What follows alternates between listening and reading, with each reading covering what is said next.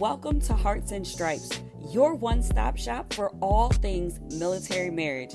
I hope our discussions and interviews equip you with the tools to start or grow a beautiful marriage as we address the benefits and challenges of MILF marriage. I believe life's most precious moments are worth celebrating, so I'll help you design your marriage blueprint in alignment with your core values. Thank you for joining us, and remember to rate, subscribe, and review. Let's do this. Hello, and welcome to the Hearts and Stripes podcast. This is your host, Bree Carroll, here for another episode as we are strengthening military marriages.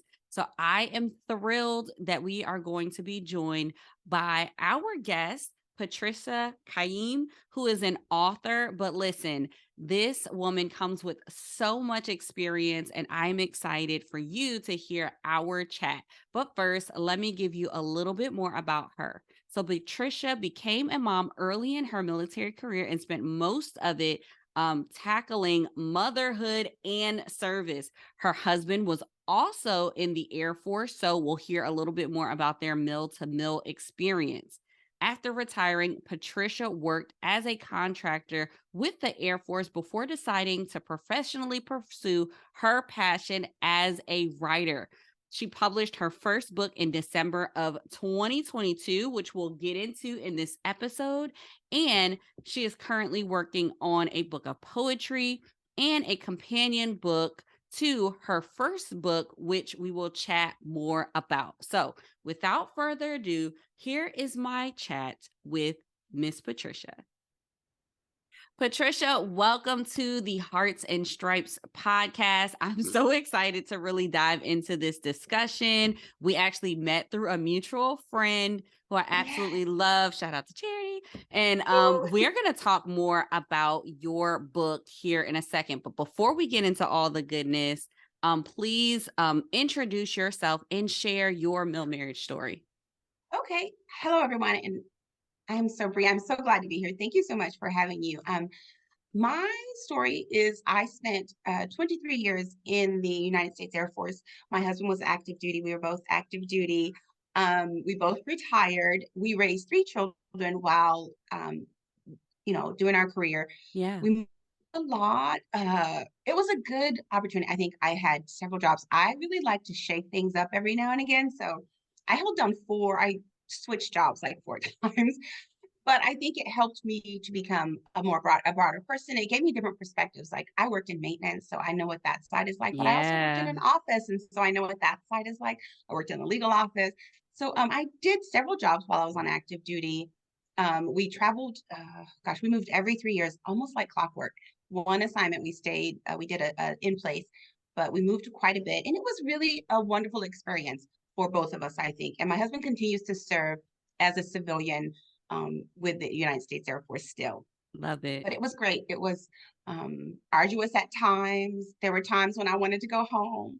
But for the most part, it was a really wonderful experience for us. We did have to worry about not being stationed together. We had to worry about if we both had to go somewhere and, responsibility for our children. But overall, I think we both got more out of it than we anticipated. And so it was a really great lifestyle for us. We both just really enjoyed it. And I would I definitely love do it that. again. I love that. And as I was listening to you on another podcast, you talked through the different careers that you've had in your time in the military. And I think that's really important to kind of foot stomp in our conversation, because I think you can relate to a lot of those different ops tempos based off of, there's no joke in Air Force, and shout out, we are Air Force family here. Yes, we are. But that maintenance side is no joke when it comes to being on that flight line, and turning around a repair or any type of emergency that they're responding to. I think you mentioned like some paralegal, more like office type work. So you kind of get the different sides of seeing how kind of all different experiences that people have, and really the career field can impact the strain on a relationship, the strain on a family. So I love that you bring that understanding.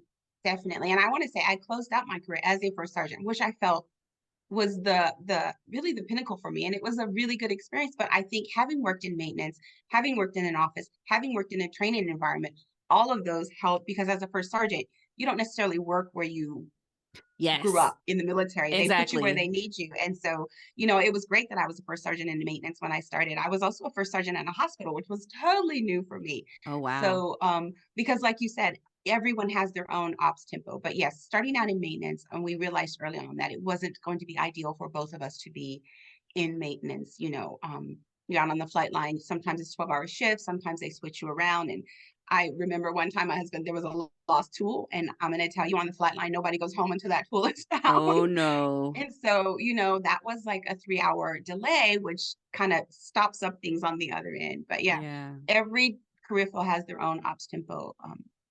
But yes, it was great to experience all of those. And I feel like I can relate to almost any career field out there between me and my husband, and my siblings who were also on active duty. Awesome. No, I love that. We have an Air Force family here too. My husband is still active duty as a pilot, and he's navigating as he continues on with his career. My brother-in-law is also serving active duty currently in the Air Force. So it's really good that you can share those experiences with your family members. You can bounce questions and things off of one another.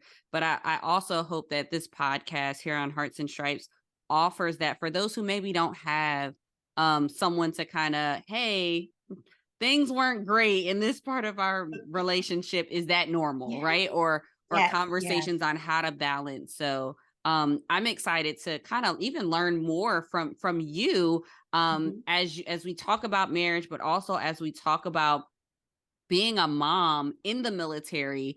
I think there are a lot of great lessons learned and things that we can share here with our time together. So let's start there, kind of Okay. from all of that background, all of that experience, being in a role of leadership where you are serving other people and mentoring other people. Kind of what were some of your lessons learned as it relates to you being a mom and also just in a with a military family altogether in your marriage? Yeah. I will say, first, my husband and I, we really strove very hard to put our marriage first. It was a concerted effort. It wasn't always smooth, but it's something we worked at. And even today, we always said, we come first.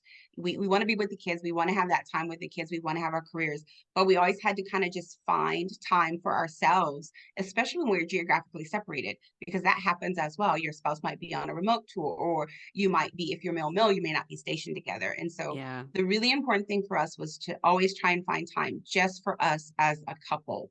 And then we also wanted to each have our own relationships with the kids.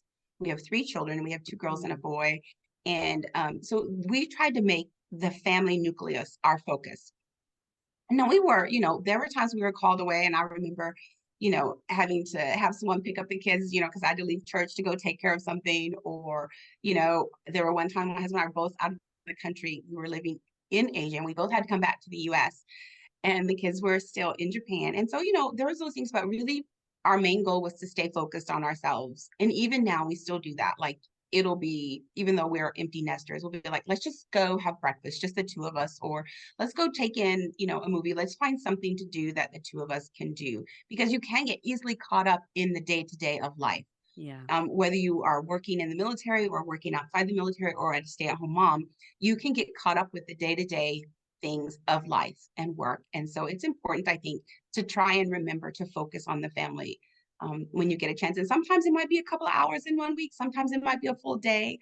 One thing we did, for example, when my husband would deploy or when we're gone for a long time, we would always let the kids know about when we were coming back, but we would come back and have a day to ourselves. We would make arrangements for Oh, someone else, nice. the kids, so we could have, especially if it was a deployment and he deployed. I never had the opportunity to deploy. I did go TDY quite a bit, but he deployed many times. And we would always have it, the kids would think he would be coming back a day or two later so that we could find time, even if we just went to a hotel in the city.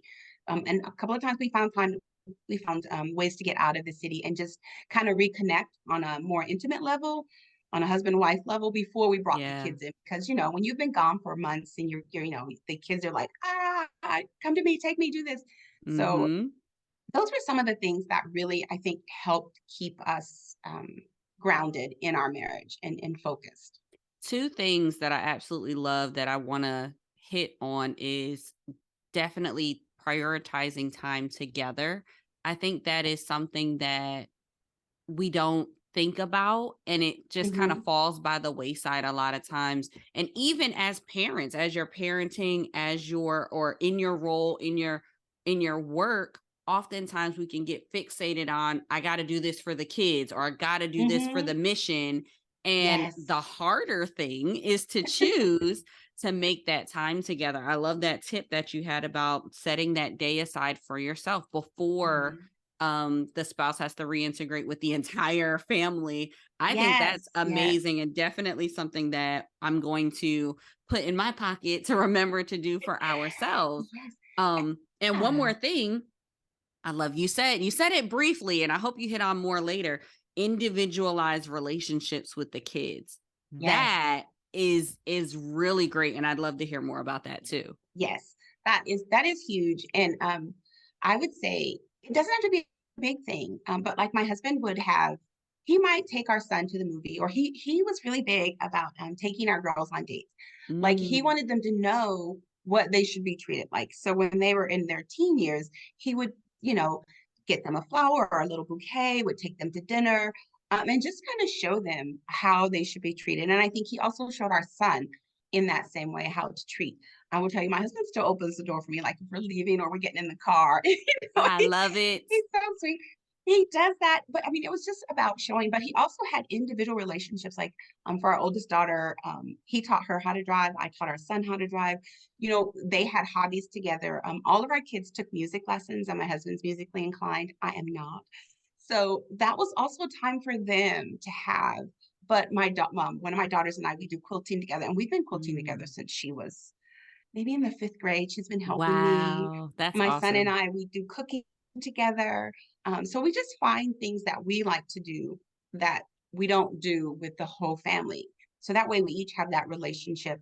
And I think like my oldest daughter was a lot closer to her dad than I was. And I remember when she went away to college, she was calling him every day. And I was like, it was back, it's like, we got this crazy phone bill. And she's like, I'm just talking to dad every day. And I was like, oh, okay, that's good. Yeah. And my son is probably closer to me. So you have to have those individual relationships, not just with the kids as a whole, but with each child, because each is very different, and you'll Mhm. have different things that they need and that they want. And so you have to find what makes each child click. Like my youngest, she had no interest whatsoever in quilting, but she did develop a fondness for acting, and she's acting today. But so I would be like, okay, what kind of props do you guys need at school? What can we build together that you can take to Yeah. drama and do? And so that was kind of our thing. And she liked praise dance, so I joined the praise dance team, even though I wasn't that good. And so she and I, and I love it. I would be like, Alexis, can you practice with me? And she's like, I already know my part. I was like, well, I don't. So it's about finding what makes that child tick, and Yeah. then kind of letting them meet them where they are, I think. And then once they get older, you will still have those relations. And I think it's very important. And I one thing I would say is don't put it off when the kids are young, because Mm, every age, every stage is something different, and it's a busy stage. And so there's no time like the present to start. And so even if it's, with the little ones, if it's just TV time or taking a walk, whatever it is that you like to do, I think it's important. And like you said, you have to have that relationship as both parents, but also as individual parents. And that's very helpful when one of the parents have to leave. You yes. still have that relationship, and it's not like when that other parent is gone, there's an obvious hole. So you make it so that you can function in the relationship without that other parent when they happen to be TDY or deployed or whatever the case may be. Yeah, I love that. And it's again another something I'm gonna put in my pocket because we also have three littles. My son is the oldest. And then we have our two daughters, and even they're still like next year we'll have everybody in school, right? So they're still Yes. really Oh, little.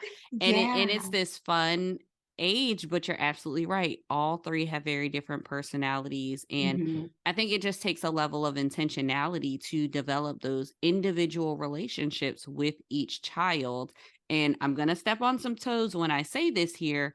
a lot of times what I've seen the struggle in some of our military relationships is that one spouse will prioritize, I have to take care of the kids, this is my role, this is my thing, and you forget that the other spouse needs to have that individual relationship with them, so they need opportunities to help or do. And you also need to, like, going back to your first point, make time for one another as opposed to prioritizing the kids in front of Yes. your marriage relationship. Because, like you said, you're empty nester. So it's the two of you, Yes. and you got to like each Yes. other once you get to that. Yeah, that's true. And I mean, there are going to be times when you need to prioritize. I remember my son had a fall at school, Hmm. and it involved an ambulance ride and some hospital time and tests. And at that point in that moment, he was the priority for us. But Right. that's that one point or that one, or a birthday's coming up, and there are going to be times when you do have Yes. to prioritize the kids, but it doesn't have to always be. And you don't want to forget that you have a spouse, because when the children are gone, like you said, you still have to like each other. You still want to share the same household, Hmm. so that's important. Yeah. Yeah, I love that. This is such good insight for me personally, but also for all of our listeners there. And for those who are listening with littles, particularly moms in the military, I'm excited to dive Yes. into your book, which I'm showing here. If you are listening on your favorite podcast player, guys, come on over to YouTube so that you can see the book Patricia has written, Moms in the Military. I would love to just kind of insert a question here, because I loved kind of Okay. the through line of motherhood is not a barrier. Can you kind of share Yes. a little bit of what that meant for the women in the military who are represented through this book, and kind of the message that you were trying to drive home? Oh, absolutely. Thank you. I'm going to start with going back into the past. So, about Yeah. 50 years ago, women were allowed to serve. They could choose to come on active duty, but they could not become moms. So, if you got pregnant, if you married someone with kids, you were involuntarily separated. No ifs, ands, or buts, no Yes. questions about it. And that was the way it was. And believe it or not, it was like that up until the mid 70s. In the early 70s, you could come in with a special waiver. And it wasn't until 1976 that the last branch, which was our Marines, they were finally the federal government said you cannot bar, service due to a woman becoming a mom.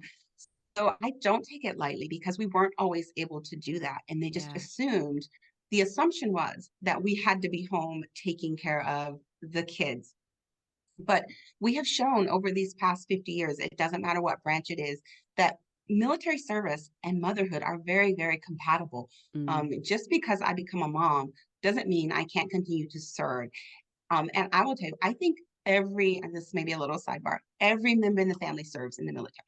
If you're in the yes. military, your spouse serves, your kids serve, we all make sacrifices. They don't get paid, but they serve right along with us. But being a mom, in my opinion, is a very unique position. It doesn't go away. Like, I'm an empty nester, but I still worry when the phone rings in the middle of the night. I still Oh, and so that yes. doesn't change. And No, then it being doesn't. in the military, being a member of the armed forces is also a very unique position. And, they tell us what to wear, they tell us where to go, when your family can go, when your family cannot go. And so it is, sometimes they tell you what you can do. You're forced to retrain at times. So it's very unique. And the military has armed forces has an awesome responsibility to defend our nation and our allies. And so it's a huge responsibility. And when you look at it on the large scale, it's easy to see that. But I don't know, when you narrow it down to the member, that you still see that is still a responsibility. We're on Yeah. when you're in active duty or in the reserves, when you're called up, you're on duty 24 hours a day, 7 days a week. So when you look at that, and I can kind of see how someone could think, oh, you have to find, one's got to outweigh the other. But in my experience and in talking to the women in my book, that doesn't have to be. We can find the balance, and it is compatible. And these women had such great tips. Like you were saying, I'm going to take that and put it in my pocket. I was like, oh, where were you when I needed you? Because they gave such great insights. Yes. Anywhere from being a mom helped me be a better person, to Mm, being a mom helped me be a very gave me discipline. I think they're very compatible, and I think it's just a shame that it took the United States so long to realize the compatibility of motherhood and military service. And Yeah. I'm so glad that we are continuing to do it. And women are proving every single day um, that it is compatible. It's very compatible. Yeah, I love that point in the book, and even what that excerpt that you shared about being a mom made me a better person. I find Mhm. that same thing, because I do feel like my children are like my favorite teachers. They're Yeah, always something that they're going through, or something that I'm saying to them actually is for me as the yes, parent too. So I love that. And I also feel like we see that in our marriages. Like in my marriage unit, I am better because my spouse is helping me work through this growth that I'm experiencing in this journey of life. yes. They're your support. They're your support system. And it's funny. One of the moms, and I in the book I include tips, and one of the tips was let your spouse do it, even if they don't do it the way you would do. Mm. Because then you Mhm. kind of relieve some of the stress on yourself if you just let them chip in. And again, she's like, they don't do it the way you would do it, but they do it and it gets done and the kids are loved and everything's fine. And so um I I think in the military we have lots of different support systems that we have to use, but your nucleus family is the biggest one and your spouse is the leader of that, I think, as your support system. Yeah, I absolutely love that, because oftentimes as the spouse who is not serving, I tend to find that we try to wear this cape, right? This superwoman cape. We got to do all the things and be everything to everyone. And I love that tip, that reminder that we can allow our spouse to support and Absolutely. do things and have a role, because you know what? They miss that. They miss Do. being able to just be dad or just be mom and be at home and not have to worry about, always being on, because like you said, so just because they're not on duty, they're never off duty, right? Something Exactly. can always pop up. Something can always come, you can always get called on, back to duty, and you gotta get that uniform out and put it in, and you have to go in, and that's just how it is. Yeah. Whether it's, an emergency on the flight line or an issue at work, like, I have a young lady that I mentor, she's still on active duty, and she works in services, and, for her, if something goes wrong at lodging, she's got to go in and take care of it, or she was running the dining facility, and, if someone isn't there, things happen, she would often have to go in and get things moving along. Yeah. So yeah, I we're yeah. always It's tough, it's challenging, and that's why we love having conversations like this, because I hope anyone who is listening who can kind of relate to these different seasons, these different challenges which are unique to our community, we're having these conversations so you know that A, you're not alone, but two, you can absolutely. utilize resources that are shared here in these tips to kind of make it easier for you, because I always like to say, like, we're not meant to do this military life alone. It's great to Yes. learn from one another's. Mhm. And I would encourage everyone to utilize this book as a resource if you are a mom in the military, whether you're wearing the uniform or not. There are some great tips in here that you can use and apply to your own life. And as we talk about that as a resource, Patricia, I Yes. wanted to ask you, what are some other resources that you had that you could share with our listeners? Okay, yes, but before I do that, I just wanna thank you for saying that that book is a resource because that is exactly why I wrote it, because I'm not in that boat right now, but it just stayed on my heart for so long, and I decided Yeah. to do it because I want women to be encouraged. I want them to know, like you said, you can do it. And then that leads into how do you do it? Well, you rely on your resources, and some of those are gonna be outside your home. Your spouse can Yes. help, but your spouse has their own situation as well.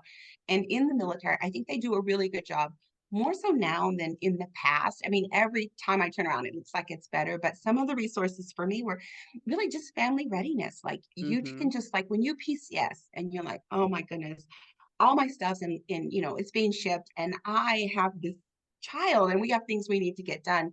And so because moving can be stressful, even though you're ready, you prepare yourself, it can be stressful. So you want to find those tips. And I found that the Family Readiness Center is always a good resource, especially when you get to a new base.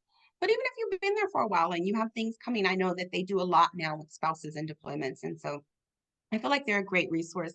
Another one is the Spouses Club. And I know a lot of people, oh, but really, and I, at least here, the last couple of bases I've been, going to the spouses clubs are now integrated. It used to be the enlisted spouses and the Yes. officer spouses. Mm-hmm. Now they're combined, but they are a great resource, especially if you're new to the military. If you marry someone and maybe you have children from a previous marriage and the military lifestyle is new to you, it's a great resource to go to the spouses club. And I remember even with my first child, the spouses club, when I had her, they brought me this little basket and it had like a little, someone had crocheted a quilt for her, a little blanket, and it was some little footies and little things.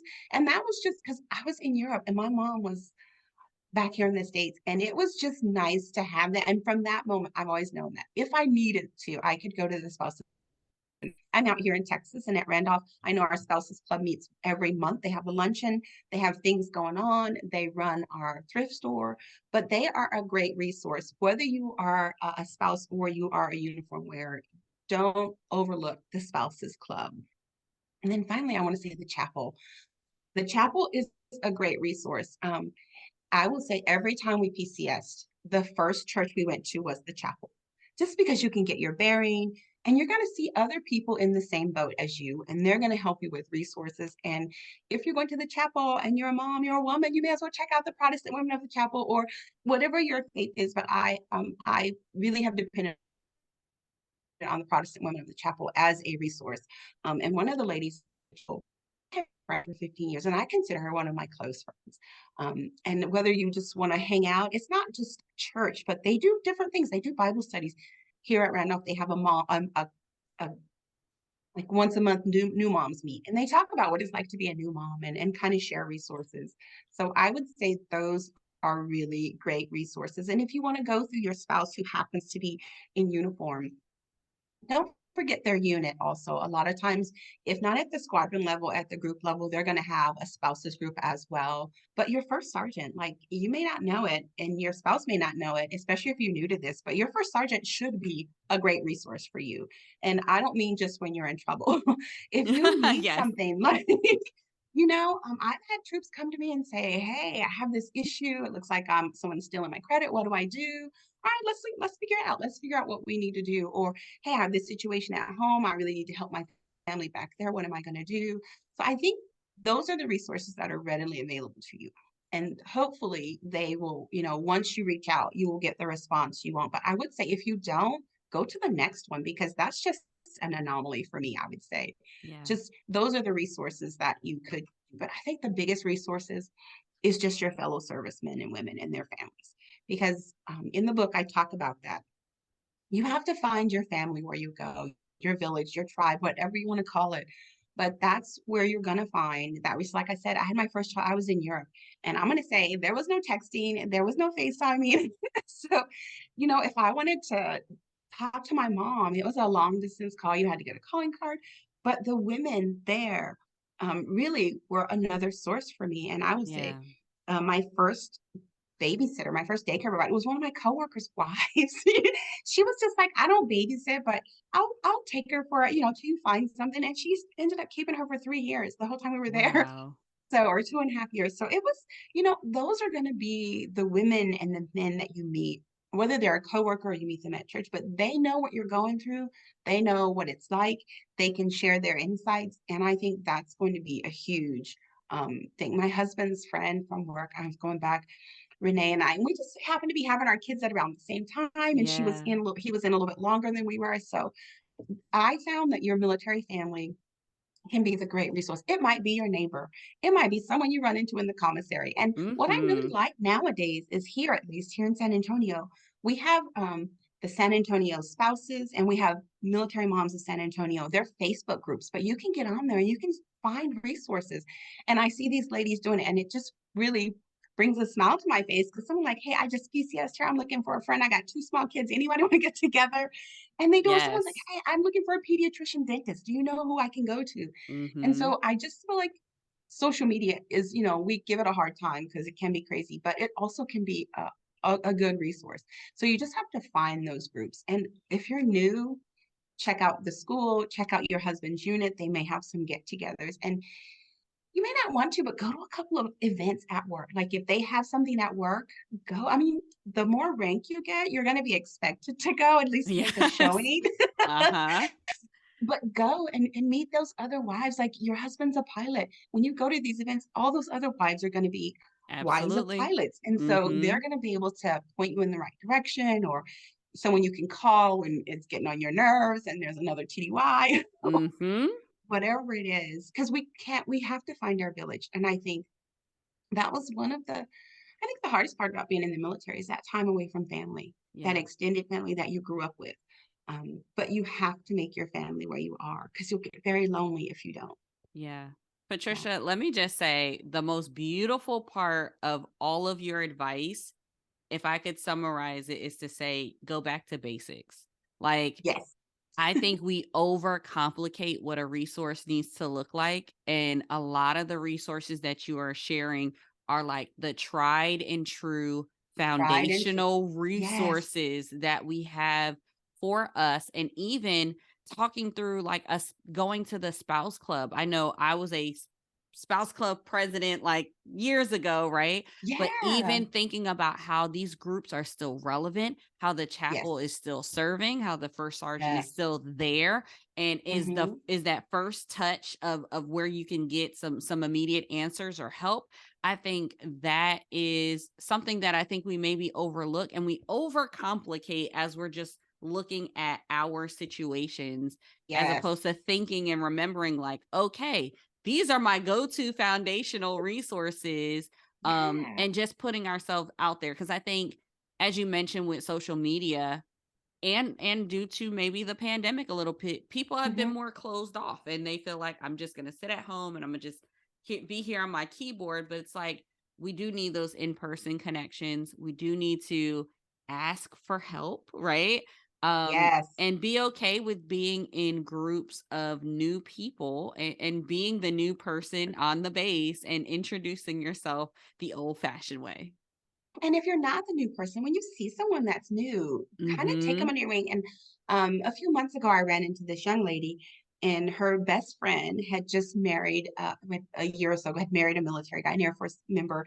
And the first assignment as a married couple was to Germany. But he was fairly new. He hadn't been in. And I was like, you tell her to tell him to Right. go to the first sergeant, or you tell her to tell him to do this. Because she was like, my friend's so frustrated. And I was like, well, she's in Europe and she's feeling alone because she's so new at this. And I think she was pregnant or had a little one.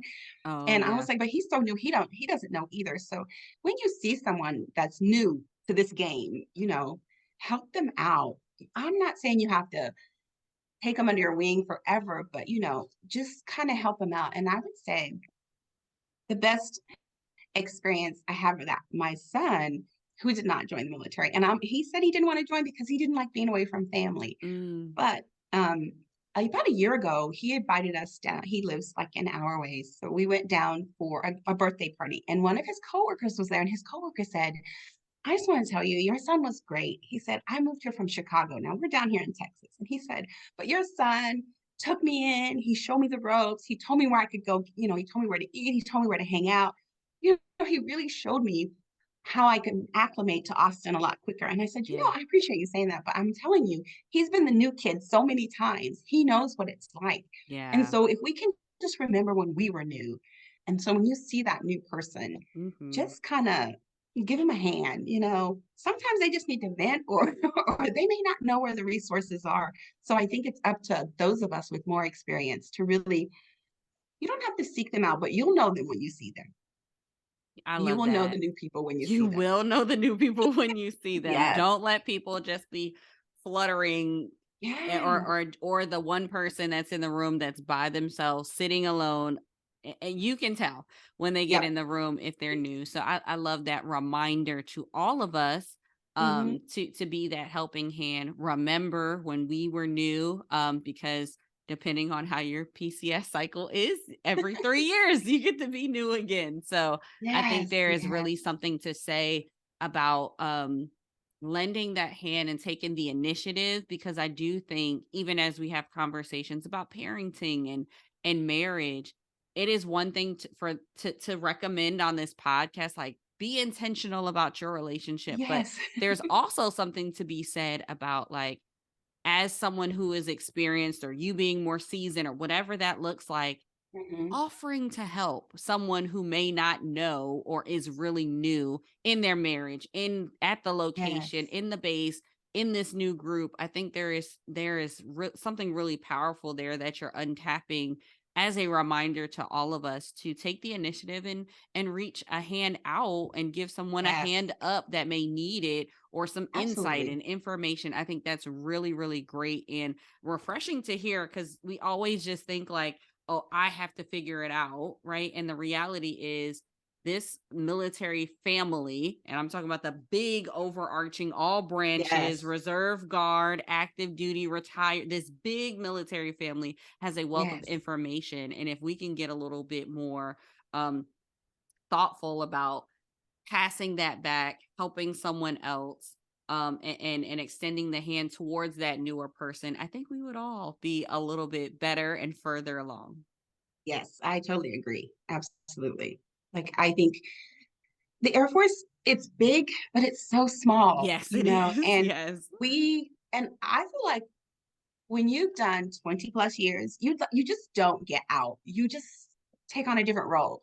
Like, I Mhm. still care about the Air Force. I still care about what's going on. And I have to catch myself not saying we, like, I was like, oh, now we can wear a ponytail. I was like, you wouldn't wear no ponytail when you were in. But and because my husband is still continuing as a civilian in the Air Force, it really is just like it's a connection. I don't care if I meet someone who's been in, maybe they just got done with basic training, which has happened, or someone who was in the Korean War. We have that commonality. And in just with my book, I was out doing some promotions, and I met someone who was in the Vietnam War, and we talked for like an hour. Mm. you Yes. know, but we talked about military and military experiences, and on the other end of that spectrum, I met someone who was very new, like they were just at their tech school level. And so I was like, well, we talked about how basic was for me and for them. And, I was like, what was the hardest part? And they were like, not having my phone. I was like, oh my gosh, I didn't even think about that. Yes, yes. But we could still talk about, the indoctrination of basic training and what it is. And then, the the freedom you feel when you get to go out and do things again and you go to tech school. So we are truly a family. And I think it's up to us to take care of one another, just like we do our blood family. Yeah, Mhm. I love that. Well, Yeah. Patricia, as we wrap up, it is my favorite part in the podcast where I get to put you in the hot seat and I get to Okay. ask you, what is our heart track for this episode? And for those who maybe are new to the Hearts and Stripes podcast, we always ask our guests to give a theme song for the episode. And you can find the full playlist of our Hearts tracks on Spotify. It'll be linked in the show notes or in the description if you're viewing on YouTube. So it is that time to find out what our heart track will be for this episode. For this episode, it is We Are Family. But that's just like, because I feel like in the military, we are family. And so whether you're talking about that nucleus, that's just you, your spouse, or you, your spouse, and your kids as you travel around the world as a military family, or that extended family that you visit once or twice a year, or your unit, or even your base. Like if I was stationed at Misawa, that was probably our longest time. And if I see anyone stationed at Misawa, oh yeah, where are you? What about this? And so we're kind of family. So I Yes, think we are family, or is I love it. really what we think about as I think about military and what it means. We're just one big family. So we are family. I love it. Absolutely. And it is getting added to our Heart Tracks playlist. We Are Family. Yay! That is our Heart Track. Patricia, thank you so much for sharing your story, your insight, the resources and tips. I want to just give you an opportunity to share how people can continue to stay connected with you. What's the best way for them to get their hands on this book? And any other closing thoughts you may have. Well, I do hope that you check out the book, Moms in the Military, and it is about active duty reserve and spouse moms as we go on that journey. It is available on Amazon. It is available on my website, which is patriciacaim.com. You can go there. If you just look up Patricia Caim, you will see it. And so it's available to you. And very soon, very, very soon, I hope it'll be available on barnesandnoble.com. But for now, it is Yay! on Amazon. and you can find it there. And I would love to have you read it. And once you read it, I'd love to get your feedback. Tell me Mm. what could have been better. Tell me if I left something out. And then I'm just going to give a quick plug. I'm currently working on a book of poetry, but after that, the manuscript I'm working on it's raised in the military. So it'll be a companion book to this book where Yes. in the first book, I talked to moms in the military. Now I want to talk to kids being raised by moms in the military and just kind of see how it feels. Because a lot of moms think, oh, did I mess up? Did I do wrong? Was this a good move? And I think we'll be surprised at the children and their responses for us. That's a So, great Amazon.com. closing. I'm excited about that. I'm excited for the book of poetry. I'm excited for this companion book from the child's perspective and talking about those military kids or military brats, as we often Yes. share. So I'm just so grateful to have you on Hearts and Stripes podcast. Thank you so much for sharing your insight. The book Moms in the Military will also be listed in the Military Marriage Day app as a resource. So that'll be under the product section. So please check that out. And then also in the show notes, we'll have a link so that you can stay connected to the guest and order your copy of the book. So that is all for this episode of Hearts and Stripes. Thank you. Thank you so much for joining us. Thank you, Bree. Thank you so much for having me. Thank you for tuning in. Remember to rate, subscribe, and review. This is Hearts and Stripes. We are the few, the proud, that aim high and are forged by love. Always ready, always there. We are Mill Marriage Strong.